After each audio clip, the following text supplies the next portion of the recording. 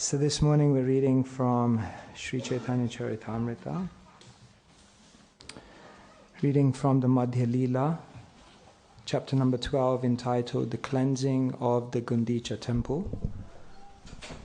Today we're reading from text number 24 and then 25. So I'll read 24 by myself and then 25 we'll do responsively. Shishi Radha Gokulananda Ki Jai.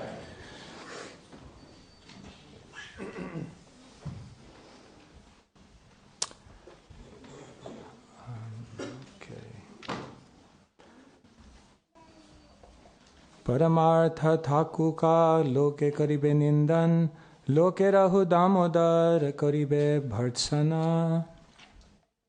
Sri Chaitanya Mahaprabhu continued, what to speak of spiritual advancement? All the people will blaspheme me. And what to speak of all the people, Damodar would chastise me. Maybe some context is required. So, Sri Chaitanya Charitamrita, as you all know, is the life story of Sri Chaitanya Mahaprabhu. It's considered the final word because this biography written by Krishnadas Kaviraj Goswami combines all of the philosophical conclusions and weaves it into the story of Sri Chaitanya Mahaprabhu's life. And so at every step we're learning about what Sri Chaitanya Mahaprabhu does, but we're also learning very, very deep and profound lessons. In this particular episode, what's happening is that Sri Chaitanya Mahaprabhu has come to Jagannath Puri. He comes to Jagannath Puri is a very special place because Puri is the place of separation. Krishna has big eyes. He's completely stunned because as Jagannath, Krishna is feeling deep separation from Srimati Radharani. God also can experience this very, very deep, profound emotions of love. And so he becomes stunned. And this image of Krishna in his complete ecstasy of being in separation from Radharani is installed in Puri. And so Sri Chaitanya Mahaprabhu arrives in this place, and Sri Chaitanya Mahaprabhu, who is he? He is Krishna, but he is coming in the Radha Bhav. So as Srimati Radharani, Sri Chaitanya Mahaprabhu in that Bhav is feeling great separation from Krishna. So therefore, Jagannath Puri is a very explosive place because what happens is Krishna, who is in separation from Srimati Radharani, comes face to face with Radharani, who is in separation from Krishna. And therefore, when these two personalities encounter each other, then incredible things happen. So Jagannath Puri is a very, very special place, a very, very confidential place. And in Jagannath Puri, there's a king, and the king's name is Prataparudra. And he knows all of these things. He knows the identity of Mahaprabhu, and therefore he is dying to meet him, literally dying to meet him. And Sri Chaitanya Mahaprabhu is not ready to see him, because Sri Chaitanya Mahaprabhu is Krishna himself, but he's taken the role of a devotee. And specifically, he's taken the role of a sannyasi. And for sannyasis who have left all of concerns of the material world behind, to again be mixing with people who are very much of the material world is considered not the right thing to do. Therefore, Sri Chaitanya Mahaprabhu is not ready to meet Prataparudra. But all the devotees want Prataparudra to get the opportunity because they know he's a great devotee. Yes, he's a king. Yes, he's a person of the world. Yes, he has so many responsibilities. But those are all just roles. Behind all of that, he's a beggar. He's a sincere soul who really wants to serve and love Sri Chaitanya Mahaprabhu. So all the devotees are vouching on his behalf. But Sri Chaitanya Mahaprabhu is very concerned about public opinion. Nowadays in the world, everyone's got an opinion about everything. And so Sri Chaitanya Mahaprabhu knows, Loka Vichar, as soon as I do something, everyone will look. Everyone will say something. Everyone will conjecture so many things from my activities. And therefore, if I do something which is even a little bit suspicious, then immediately people will jump on me like anything. And specifically, Mahaprabhu is saying there's one devotee, and I love him, but he'll also speak out against me and he'll criticize me, and his name is Damodar Pandit. Damodar Pandit is a great devotee. He loves Mahaprabhu. But Damodar Pandit cannot bear to see Mahaprabhu criticized. And therefore, although he loves Mahaprabhu, he's ready to even criticize Mahaprabhu if he thinks he's doing anything which will cause anyone to have a doubt in him. And therefore, Damodar Pandit is very, very straightforward. And he'll tell Mahaprabhu as it is. So Damodar Pandit is an incredible character, because on one side he's a staunch, he's the lover of Mahaprabhu, he's pure. But what we're going to read about is how there's something to learn from him, which is very beneficial, and there's something to learn from him that we shouldn't do also. So simultaneous things are there. So now Mahaprabhu, he's saying, how can I meet Prachaparudra? Damodar Pandit will criticize me because he doesn't want me to be defamed in the world. So you can repeat after me. Tomar sabar agyayami na mili rajare. Oh, sorry. Is it there? Next one. Yes, that's the one. Toma sabara gyayami na mili rajare.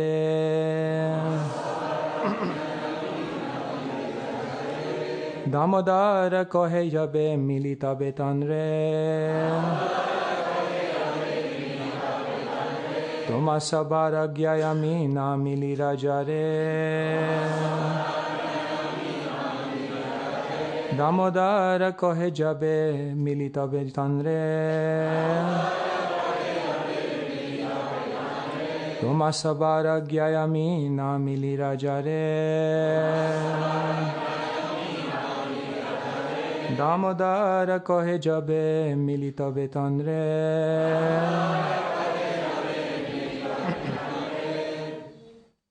Toma sabara agyayami na mili rajare.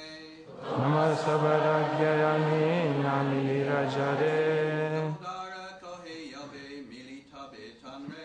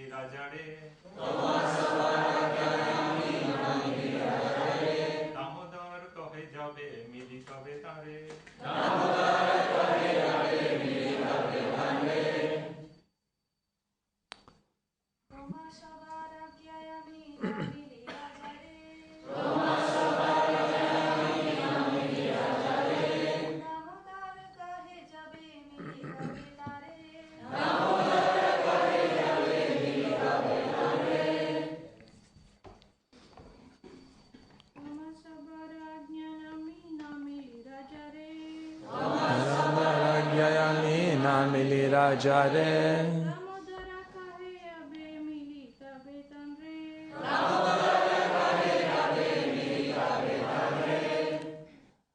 Toma sabar of all of you. Agyay by the order. Ami I. Na not. Mili shall meet. Rajare the king. Damodar Pandit. Kohe says. Jabe when. Mili I shall meet. Tabe then. Tanre him. Translation and purport by His Divine Grace Srila A.C. Bhaktivedanta Swami Srila Prabhupada Ki. Translation: I shall not meet the king at the request of all the devotees, but I shall do so if Damodar will give his permission. Purport. From the spiritual point of view, a sannyasi is strictly forbidden to see materialistic people, especially a king who is always engaged in counting pounds, shillings, and pence. Indeed, the meeting between a sannyasi and a king is always considered abominable. A sannyasi is always subjected to public criticism, and a small fault on his part is taken seriously by the public. People actually expect a sannyasi to preach and not take part in any social or political matters. If a sannyasi is subject to public criticism, his preaching will not be fruitful. Sri Chaitanya Mahaprabhu specifically wanted to avoid such criticism so that his preaching work would not be hampered. It so happened that while the Lord was talking to his disciples at that time, the devotee Damodar Pandit was present. This Damodar Pandit was a very faithful devotee and a staunch lover of Sri Chaitanya Mahaprabhu. Whenever there was anything that might touch or taint the character of the Lord, Damodar Pandit would immediately point it out, not even considering the exalted position of the Lord. It is sometimes said that fools rush in where angels dare not. And Sri Chaitanya Mahaprabhu wanted to point out Damodar Pandit's foolishness in coming forward to criticize the Lord. This is why the Lord stated that if Damodar Pandit would give him permission, he would go to see the king. There was deep meaning in this statement, for it is a warning that Damodar Pandit should not dare criticize the Lord anymore, for it was not befitting his position as a devotee. Sri Chaitanya Mahaprabhu was considered the guide and spiritual master of all the devotees living with him. Damodar Pandit was one of them, and the Lord rendered Damodar Pandit a special favor by warning him to avoid criticizing him any further. A devotee or disciple should never attempt to criticize the Lord or his representative, the spiritual master. Srila Prabhupada ki jai. Sri Chaitanya Mahaprabhu in this chapter will say something very, very heavy. Shukla vastre mashi bindu yache la lukai sanyasira alpa chidra sarva loka gai. Mahaprabhu will say that the life of a renunciate, a sannyasi, a spiritual leader, Shukla Vastra, is like a white cloth. And if there's Mashi Bindu, even one black spot, Sanyasira Alpa Chidra, even a small fault on a part of someone who's playing the part of a spiritual leader, Sarva Loka Gai, the whole world will talk about it. So Damodar Pandit, he wants to protect Sri Chaitanya Mahaprabhu from that. So every time, and on multiple occasions, he sees that there's any chance that Mahaprabhu does something that someone may misconstrue, then without the flick of an eyelid, he's ready to go and tell Mahaprabhu directly. Now, is he right in doing this or wrong? What do you think? Phone a friend. Damodar Pandit loves Mahaprabhu. But remember, Mahaprabhu is his spiritual senior. He's a brahmachari. Mahaprabhu is a sannyasi. He's the disciple. Mahaprabhu is the guru. He's a jiva. Mahaprabhu is God. But when Damodar Pandit sees that Mahaprabhu does something that someone may criticize, he feels the need to tell Mahaprabhu, you're doing something wrong. People will criticize you. Is Damodar Pandit doing the right thing or the wrong thing? Put your hands up if you think he's right. Put your hands up if you think he's wrong. And everyone else is confused. The very interesting thing is in the Chaitanya Charitamrita, in the verses of Kaviraj Goswami and the purports of Srila Prabhupada, Damodar Pandit is perhaps one of the most mystical characters because he's glorified and criticized at the same time. Actually, in the purport, Srila Prabhupada says, yes, he's right. A sannyasi is subject to public criticism and therefore he's right in pointing this out. But then, at the very next statement, in the very next purport, Srila Prabhupada will say he's wrong because it's not his position and he's being impudent and he's trying to find fault in someone who's his superior. So it's very interesting, both things are there. And therefore, when we look at Damodar Pandit's life and the way he interacts with Mahaprabhu, we learn two lessons simultaneously. The first lesson is that every single devotee must be above suspicion. But the second thing we learn is that every single devotee, when it comes to others, should be free from suspicion. When it comes to ourselves, we should be very, very strong. We should be very, very careful. We should be very, very attentive in how we conduct our affairs so that nobody will be able to criticize. But when it comes to others, we should be very, very careful before casting a judgment or casting an opinion on someone else, because we may transgress, misunderstand, and even if we are understanding, we may act in such a way as to not help the situation. And so, both things are there in the life of Damodar Pandit.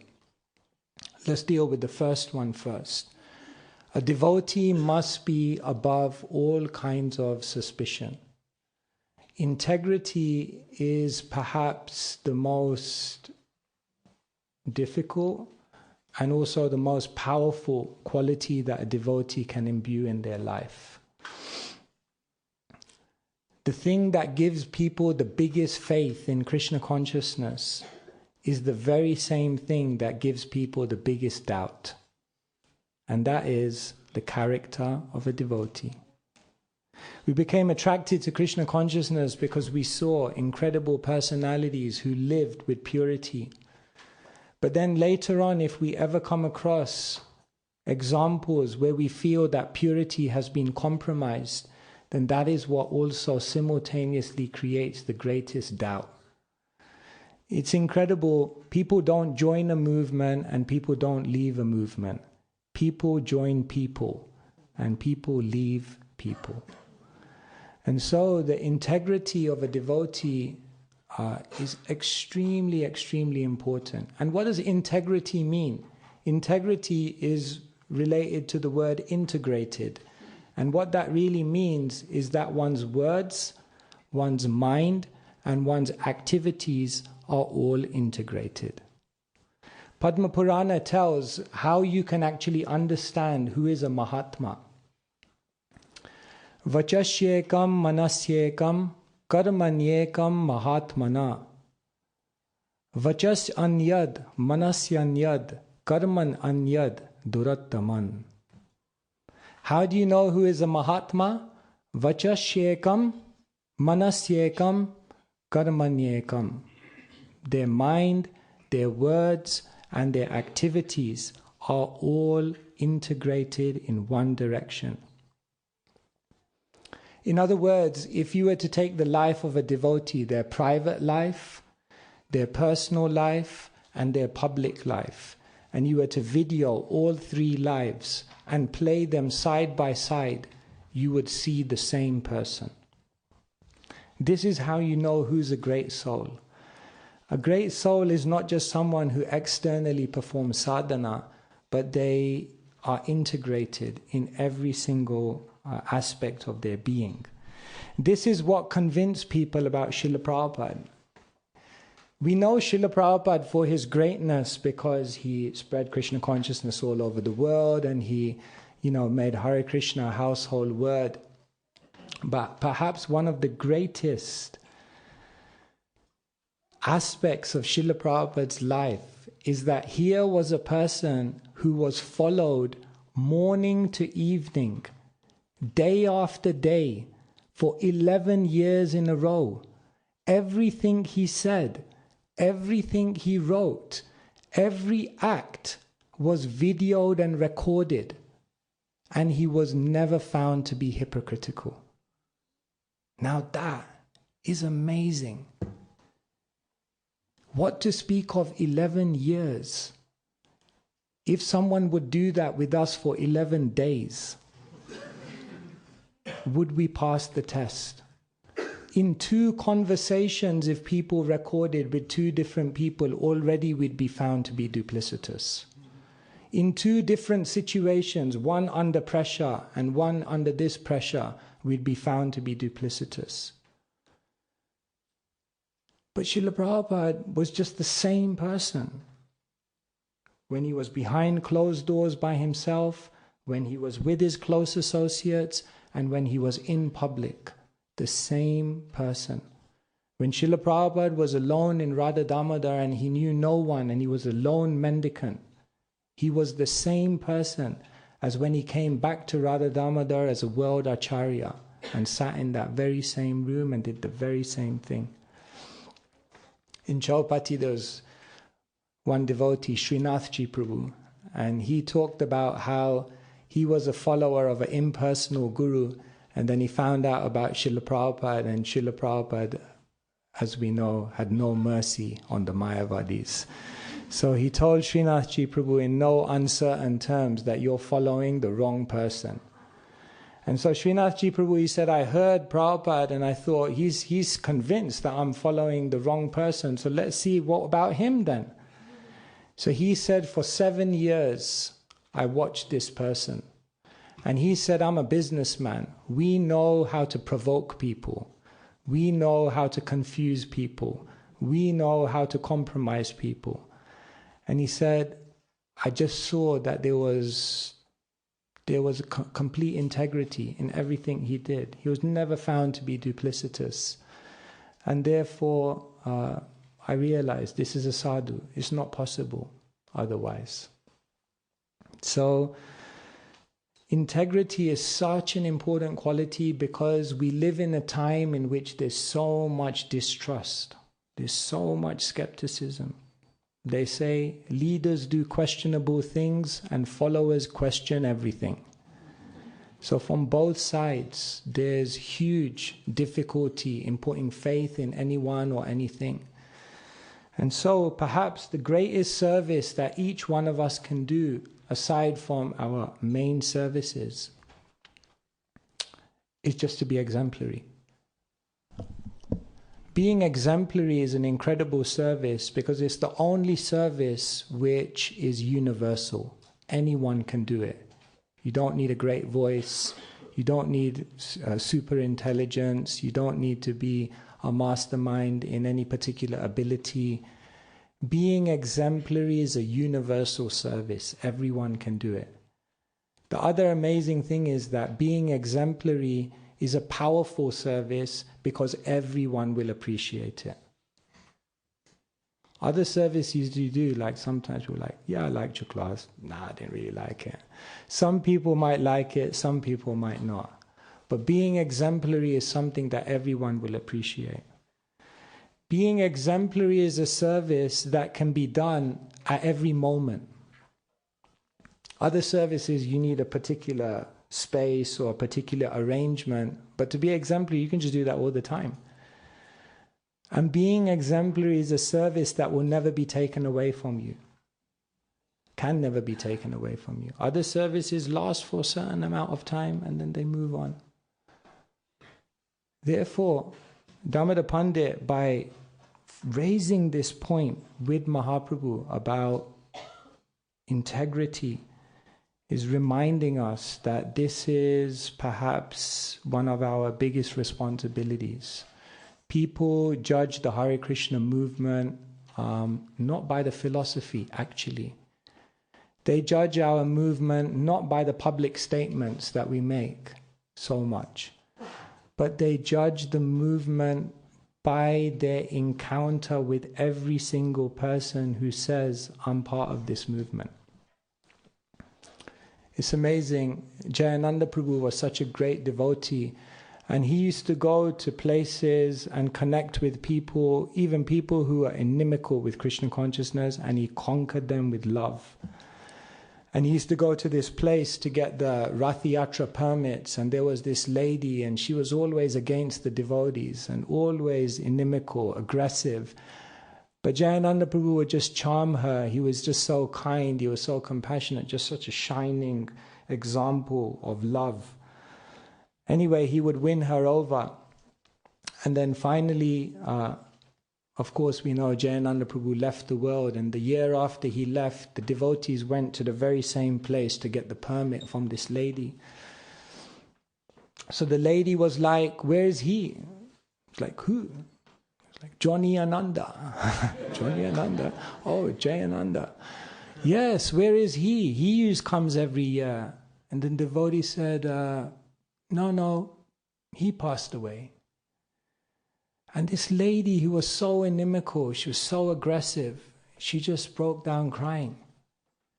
And she said, "He was the nicest person I ever met in my life." And then she looked at the devotee and she said, "I don't know who you guys are. I don't know what you follow. I don't know what your philosophy is. But if he's with you, you guys must be good." And I think that's just such an amazing service, that if people look at you and just think, "Wow, this person is different," that is actually the greatest service. And that's what Damodar Pandit is teaching us, this integrity, this complete purity in a world where everyone's compromised, in a world where everyone says one thing and does another, in a world which is riddled with hypocrisy. If the devotees of the Krishna consciousness movement can have that integrity, and people will see that we're actually different, this is actually one of the most beautiful things. So the first thing we learn from Damodar Pandit is the incredible need for integrity in our own lives. Shri Radha Gokulananda ki jai. Now, what we also learn from Damodar Pandit is, as Prabhupada says, fools rush in where angels fear to tread. And therefore, Srila Prabhupada also says that Damodar Pandit transgressed etiquette, because he was finding faults, even though it was coming from a good place. He said he was finding faults in someone who was not meant to be the object of his criticism. Now, this is, again, a very, very deep teaching, because one thing is our own integrity, but then another thing is the integrity of everyone else around us, and how it makes us feel when we feel someone else's integrity has become compromised. How do we react to that? How do we respond to that? There's the famous story of the king and the eagle. You know that one, right? Once there was a very charitable king, and what he decided to do was serve everyone in the kingdom free bowls of khichdi. As they say, the poor man's feast. So he was handing out bowls of khichdi out of the goodness of his heart. And as he was handing out bowls of khichdi, of course, people are sometimes suspicious. Like, if someone starts giving you something for free, already like, what do they want? So anyway, but they were accepting the bowls of khichdi. As he was handing out one bowl of khichdi, an eagle flew above, and the eagle had just caught its khichdi, which was a snake. So the eagle had a snake in its mouth, and as it was strangling the snake was almost like just gasping for its life, and as it was gasping, some of its poison came out. So the eagle came over, holding the snake's poison came out, and you know where it landed, right? Boom. In the khichdi bowl, unknown to anyone's eyes. And as it was seamlessly like that, The king gave that khichdi bowl to someone, they ate it, died. So Yamaraj arrives on the spot. Karma paramedics. So Yamaraj, they all arrive on the spot. Someone's dead. What happened? He ate the khichdi full of poison. Who's responsible? Someone has to get the karma for this. So they looked at the king. They said, he's the one that gave out the khichdi. He should get the karma. No, but the king was kind. He only had good motivation. He was only trying to serve. How can you give him the karma? Okay, back to the drawing board. Well, the person died because of the poison. So the snake should get the karma. No, but the snake, God put that poison in its body. It couldn't make any choice, and it was gasping for its breath. What could it do? The poison just came out. No bad intention. Oh God, back to the drawing board. The ego should get the karma, because the ego was fine. But what did the ego? Was just finding its own. Everyone has to survive. Jivo jivasya jivanam. Every living entity is food for another. It's just doing it. Yamaraj and his attendants are like, we better figure someone out or we're going to end up taking the karma ourselves, This is like baffling. And then in the distance there was a lady, and the lady was shouting, I knew that king. I knew he was false. I knew it all along. He was just out to do this, criticizing. Yamaraj and his attendants said, okay, we found our person. Give her the karma. The critics take the karma. It's a very, very interesting story because it's somewhat a microcosm of life. The world is complex. Situations are complex. Things happen and transpire beyond our logical understanding. And we stand sometimes as bystanders and try to figure it all out in one stroke. And then we make a strong opinion. And then we put that out there in the ether. All I can say, be careful. Because life is complex, people are complex, situations are complex. And therefore, Mahaprabhu through Damodar Pandit is teaching us, don't be too quick, because the critic may end up getting the karma. We've all been in that situation where sometimes if you move this way, someone will criticize. And if you move this way, someone will criticize. And if you don't move anywhere, someone will criticize. But why don't you do something? It's funny, there's this story where a man was selling fish. So he put up a sign, fresh fish sold here. So someone came up to him, he said, you fool, we can smell your fish from miles away. You don't need to say fresh fish sold here. Just take the fresh out. It's clear, man, we can smell it. So he rubbed out the fresh. Another man came. He said, you fool, fish sold here. I mean, there's nothing else on your table apart from fish. Of course you're selling fish. Just get rid of that. So he rubbed that out. Sign, sold here. So another person goes, you fool, we're in a market. Of course you're selling something. Everyone's selling something here. You don't need to write sold. So he rubbed that out. Here. So another person came. He goes, you fool, of course you're here. You don't need to tell us. So he rubbed out here. So now he's got an empty sign.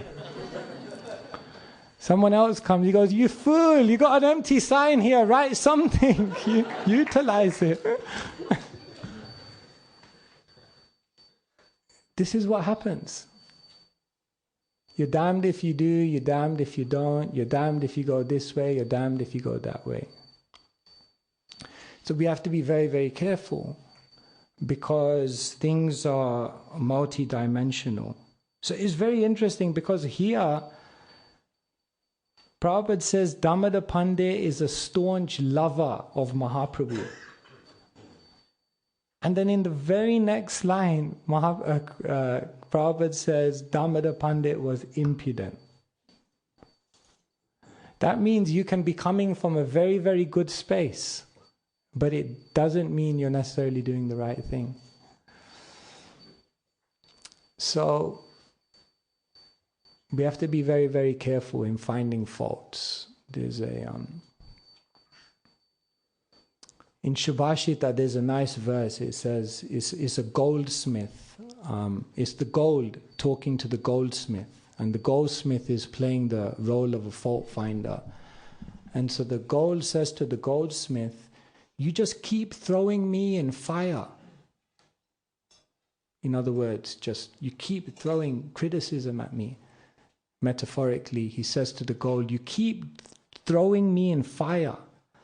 And all that happens is I become even more resplendent and you become even more covered with soot. That's what happens to a critic. This happened when Gopal Chappal tried to defame Srivas Thakur. All that happened is Srivas Thakur became more famous and Gopal Chappal became exposed. So this is very, very difficult because we live in a time when sometimes we feel the need to speak out, to say something, to redress something that's wrong.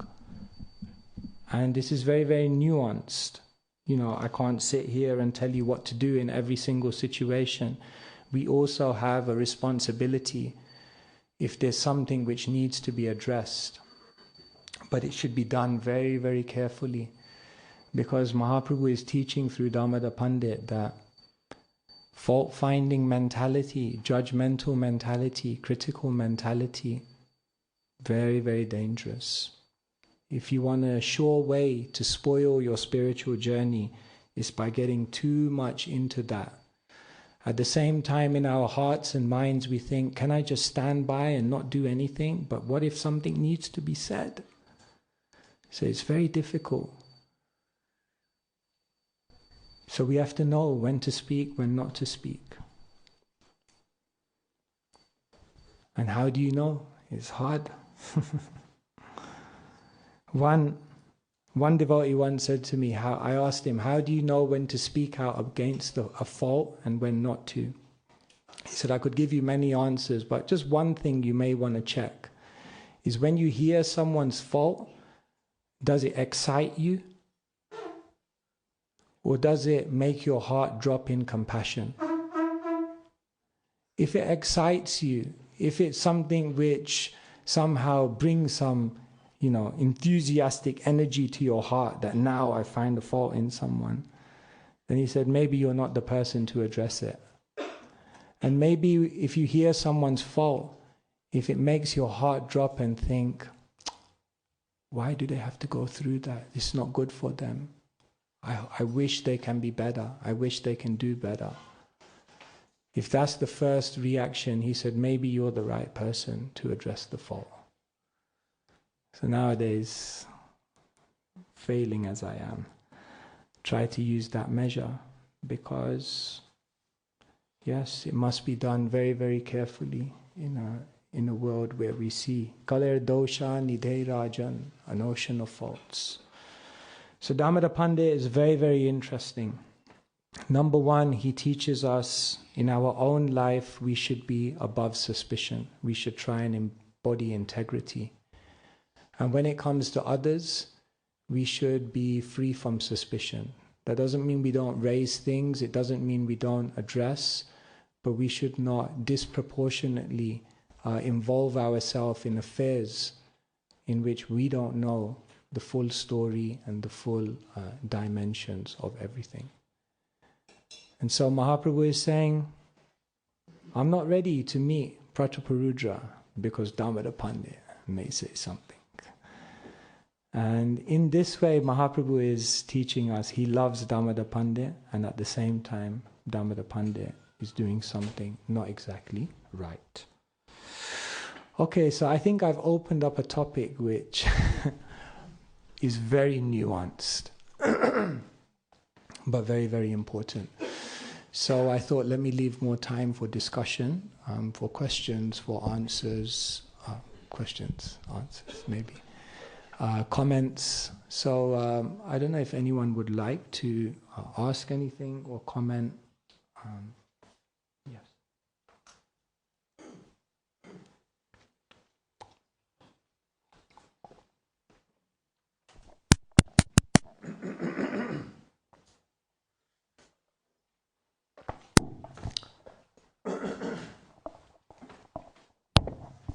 Maharaj, thank you very much for the wonderful class. I just want to take your permission to talk 2 minutes about Srinathji Prabhu. Yeah, Is sure. okay? Sure. So you said that he was a businessman. So just for the audience who has come for the class, I want to say something. Is that okay, Maharaj? Yes, yes. So Srinathji Prabhu was also a NASA scientist before the businessman, what you said. He was the head of the trajectory for the landing of the moon project. Oh, wow.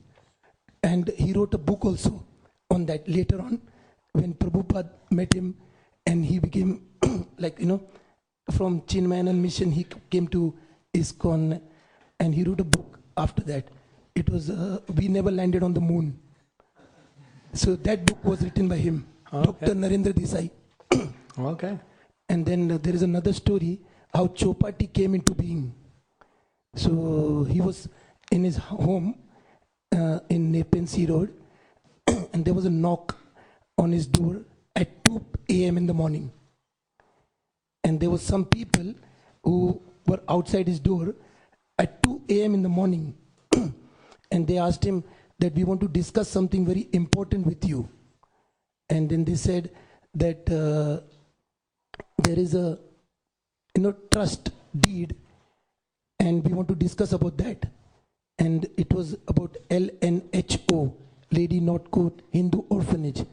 And then they said that you're the right person to be the chairperson. And will you be able to accept this? And then he accepted it. And then he read through the treaty and the charter, what is mentioned. So it was mentioned that there should be a temple of Radha Krishna wherein the orphanage boys can get parents, Radha and Krishna. Then he talked to His Holiness Radhanath Maharaj over the phone and asked him that is it possible for creating a temple over here? And then Chopati came into being. Haribol, Srinathji Prabhu ki. Thank you so much for sharing. Beautiful. Thank you. Yes.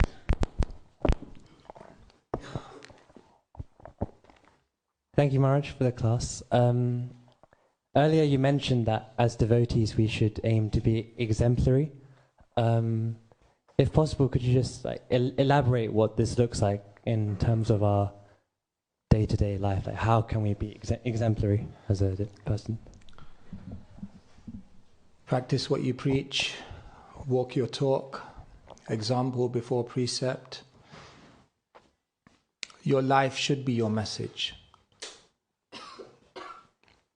Assisi said, I preach all day, I preach 7 days a week, I preach 365 days of the year, and now and again I say something. In other words, just think of that statement. I don't know who you guys are, I don't know your philosophy, but if he's with you, you must be good.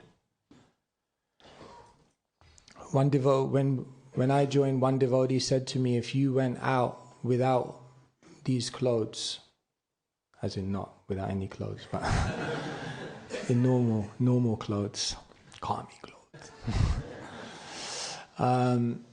and people just observed you, would they be able to see that you're a monk? Would you be functioning in a significantly more saintly way than other people? That's the real measure.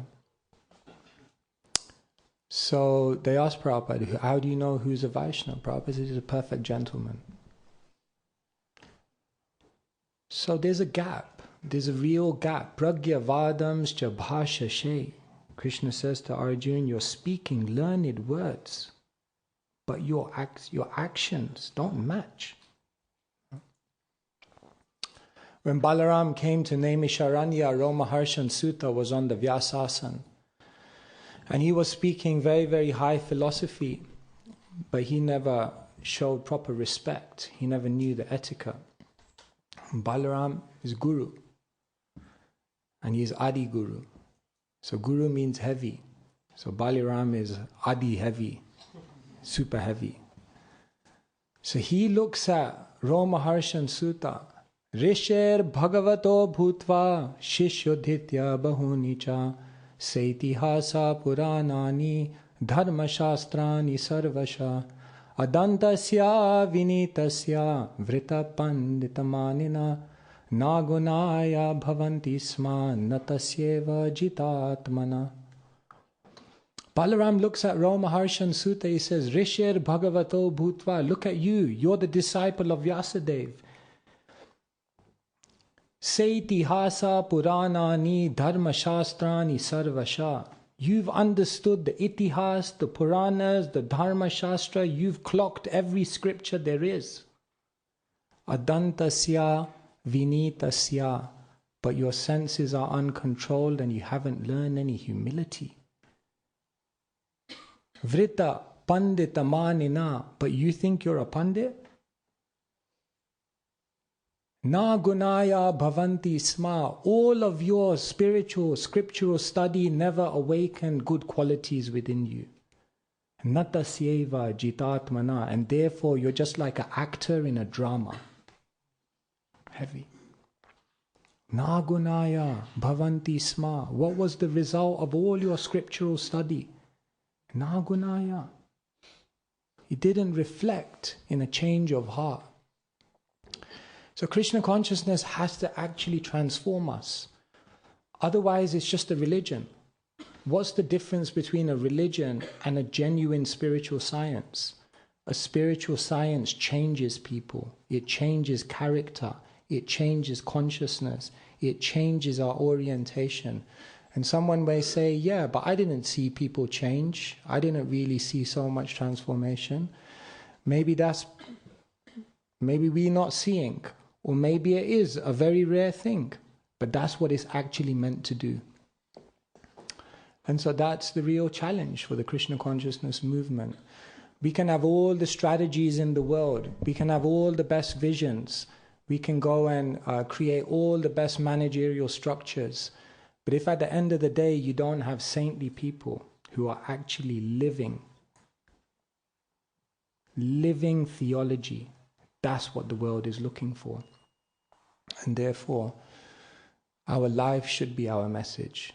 Without even saying a word, people should understand, oh, this is what they're about. Toloda. Easy to sit here and say, Krishna, help me.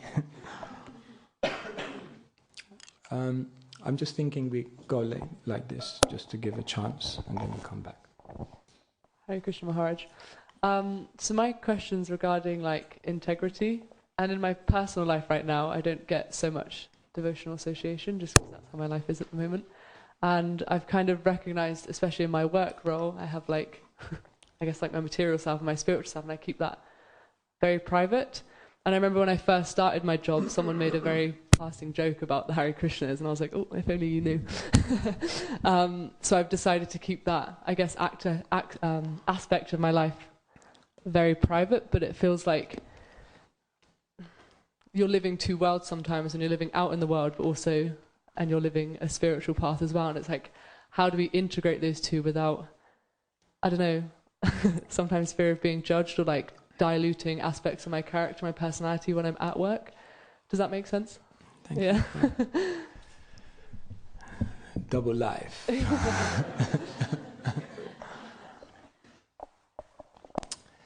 See, when we think of being a devotee in the world, we think like, I got to go out with tilak, or I got to tell people I'm a Hare Krishna, or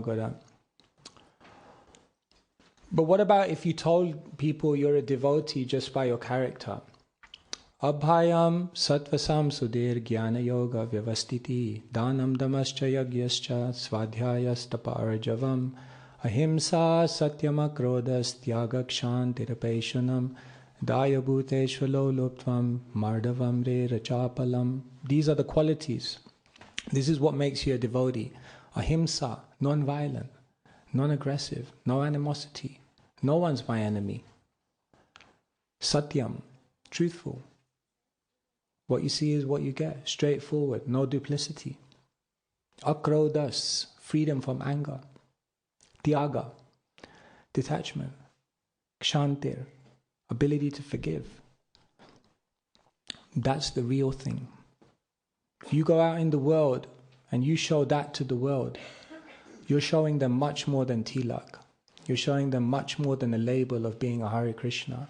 You're showing them much more than I'm part of this institution.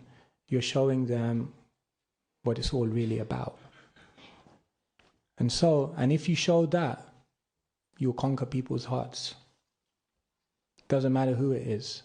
Dhira, adhira, jana priyo, priyakaro, nirmatsaro, pujito. The Goswamis, everyone loved them. The dhira, the gentle, and the adhira, even the ruffians. Jayananda, everyone loved him. Everyone from the devotees in the temple to the saintly people who are well-wishers to the ruffians in the Italian market, as one person says. Everyone loved him because he had no envy.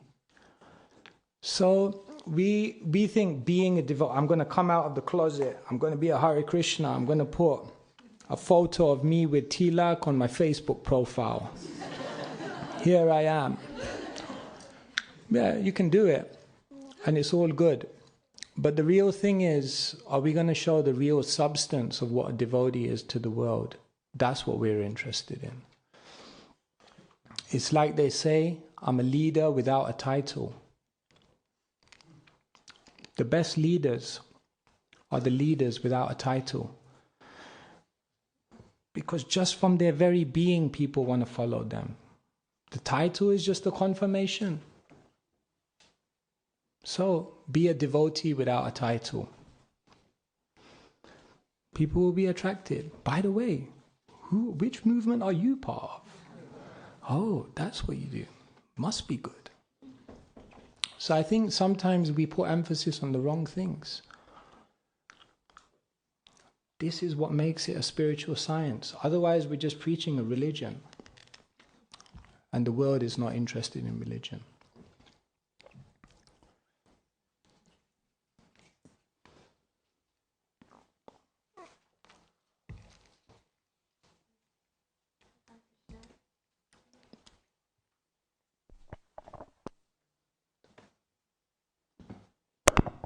Hare Krishna.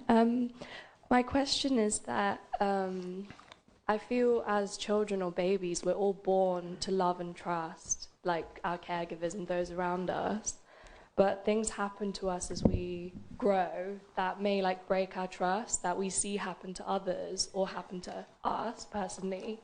So how do we remain kind of safe and in faith without being critical of others or judgmental?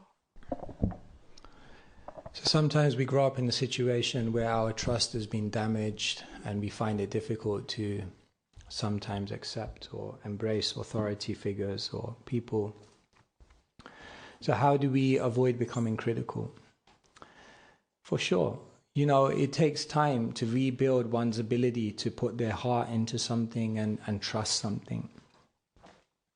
But what we do is we somehow think that by being critical, somehow or other we're going to develop more trust. It's like, that's going to make it even worse. The point is, if we know I have trust issues, instead of concerning ourselves with everything that could cause us to doubt and then fueling that, we could say, here are 1, 2, 3 people who for me, I see purity in. Why not I just spend my time developing a relationship of trust with them? You don't need, even if you don't trust the whole world, it's probably a good thing. But you have trust in some Vaishnavas.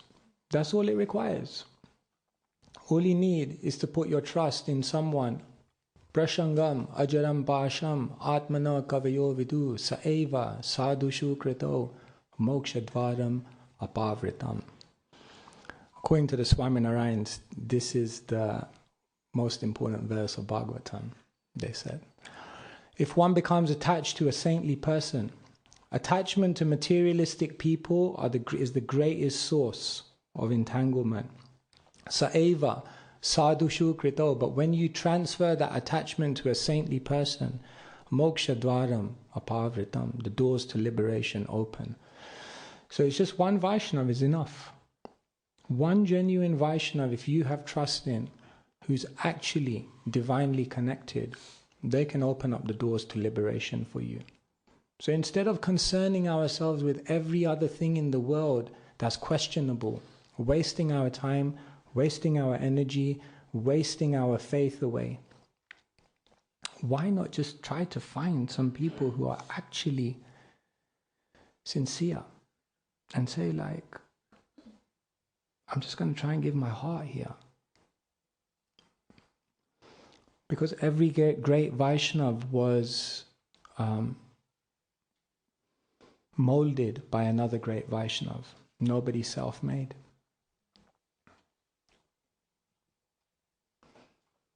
Okay. I see lots of I'm confused. I don't know what to do. Okay, I'll go Govinda. And then we're just trying to kind of balance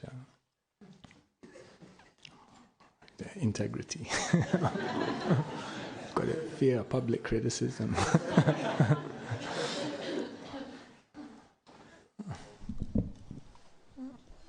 Thank you for your thoughtful, stimulating class. You mentioned about the mystery of Damodar. And I just wondered what your thoughts about the mystery of Arjuna in Bhagavad Gita, because he's criticized for lamenting, which is a material thing. But then in the purport, and it's purport to chapter 1, text 46, Prabhupada says, soft-hearted. Arjuna stood up on the chariot, but he was so afflicted with lamentation that he sat down again, setting aside his bow and arrows. Such a kind and soft-hearted person is in the devotional service of the Lord is fit to receive self-knowledge. So it seems on one hand, obviously, one hand is lamentation, we criticize it, and then at the same time he's saying Prabhupada's saying it's a good thing. Yeah. A Vaishnav must be soft-hearted. Without soft-heartedness, you can't love. Without soft-heartedness, we don't embody the necessary sensitivity to deeply connect with others. At the same time, when the Vaishnav has a task, when the Vaishnav has a duty in the world, when the Vaishnav has a dharma to perform, then one must act appropriately. So managers must have a soft heart. There must be Vaishnavas first. But then when you're in the managerial room, sometimes you also have to make strong decisions. That's also part of the expression. So therefore, to know when to employ what quality and how to express it in an appropriate way, that's wisdom. Vajradapi kathaurani mriduni kusumadapi lokataranam chetam shi konu vigyatum ishvara. A Vaishnav can be harder than a thunderbolt and softer than a rose. How? They are the masters of paradox. So yes, Arjuna must be soft-hearted. Otherwise, how you be a Vaishnava? You have such a hard heart. Hard-heartedness means impersonalism. Hard-heartedness means insensitivity. You'll never be able to love. But at the same time, when he's a Kshatriya, then he has to fight. So it was not appreciated in that context.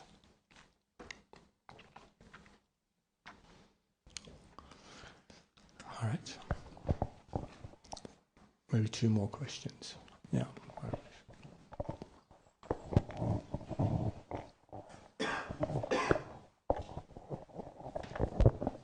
Hare Krishna, sometimes often, Maharaj, when you see things that are not good and you criticize it, you question it, then you hear that you are offensive.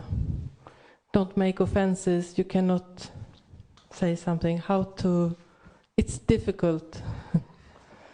Yes, it's difficult. If we stand by and do nothing, then we could be charged for negligence. If we stand up and say something, we can be charged for fault finding and being critical. Therefore, as I said, one must be very, very measured in how to do it. The moment you point something out, you're putting yourself above someone, whether you like it or not. Because you're saying, I know, they don't know. So that may be necessary, but you have to understand that it's dangerous. Therefore, one has to first question, do I have all the right information? Number one. Number two, am I the right person? Number three, is this the right way? Number four, is this the right time? Once it passes through all the filters, then you turn to Krishna and you pray, I'm going ahead, please Krishna, make sure I do it with the best of motivations in a service spirit. And then maybe we'll be protected. But sometimes we just launch without that level of consideration.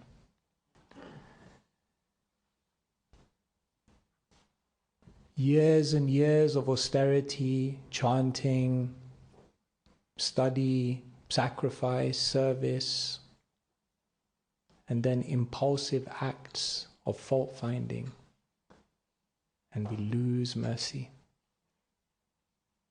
It's dangerous. It's agonizing.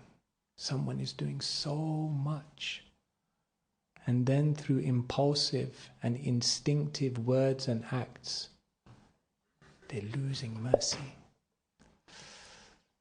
Vaishnava Parad. Very careful.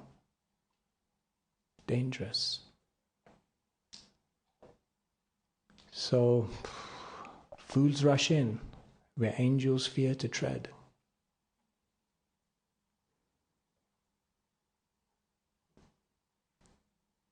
Okay, that was very dramatic. I didn't mean it to be that dramatic, so calm down. I get into these dramatic modes sometimes. But it's serious. No, it's serious. It is serious. It really is. All right, so I see loads of hands, but I'm just thinking it's a busy day ahead, and I know many of you are in things as well, so I think it's good to maybe stop here. Thank you so much for your kindness, for your attention. Shri Chaitanya Charitamrita ki jai, Srila Prabhupada ki jai. Hare Krishna. Thank you.